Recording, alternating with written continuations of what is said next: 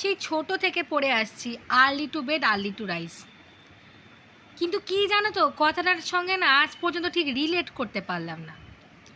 মানে যখন ছোট ছিলাম, স্কুলে পড়তাম, এই যখন মাধ্যমিক পরীক্ষা দিয়েছি, তখন মা বাবা কি বলতো, পরীক্ষা সামনে, পড়তে বসো, রাত জেগে না পড়লে কি পড়া হবে? হ্যাঁ, পাশের বাড়ি সুমন, উমন, বাবু, সাবু, কাবু, রাবু, সবাইকে দেখে নাও, ওই দাদা, দিদি, মাসি, পিসির যত ছেলে মেয়ে, সবাই রাত্রির জেগে পড়েই পাণ্ডিত্য অর্জন করেছে, কিছু তো শিখতে হবে। হ্যাঁ, সেই কথা বলে মাথার ভেতর পোকার ভিতর বিষটা ঢুকিয়ে দিল। রাত্রির জাগা শুরু হলো। তো কী করতাম, সারা বছর যাই পড়াশুনো করি না কেন, পরীক্ষার আগে রাত্রির জেগেই পড়ে স্কুল কলেজ পাশ করলাম, মিটে গেল। আচ্ছা, পাশ করার পর কী হলো, যাও বা একটা আধটা ছোটোখাটো কাজ জুটালাম, সেই কাজও তো রাতেই করতে হয়, যত যা কিছু সব কিছু তো রাতেই করতে হয়। সারাদিনের সময় কোথায় এত কিছু করার?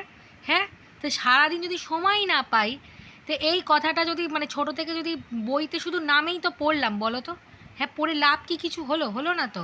সেই আমাদেরকে সকালবেলায় তাড়াতাড়ি মানে যাও যদি কষ্ট করে উঠতেই হয়, কিন্তু রাতে তো তাড়াতাড়ি শুতে যাওয়া হয় না, তাহলে বইতে এই কথাটা লেখার কী দরকার ছিল শুনি? হ্যাঁ, সেই যখন পড়াতেই হবে, পড়তেই হবে, এত কিছু যখন করতেই হবে, কথাটা ঠিক বেকার হয়ে গেল না?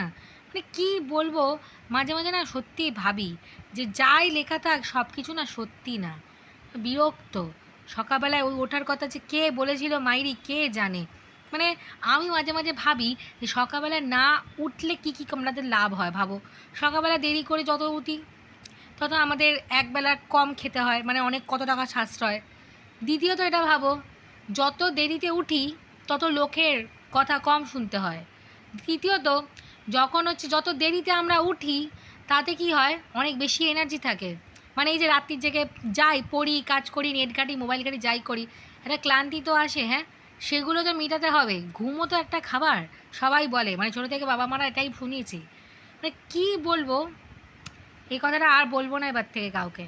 এই জন্য তো আমি বলিও না, আমার মেয়েকেও বলি না যে তাড়াতাড়ি উঠে পড়। কিন্তু কি করব, স্কুলে থাকে। কালকে জিজ্ঞেস করলো, মা early to bed early to rise কথাটার মানে কী? বললাম, বলতে গিয়ে না আমার এই কথাটা খুব মনে হচ্ছিল, আর মনে হওয়ার পর না খুব রাগও হচ্ছিল।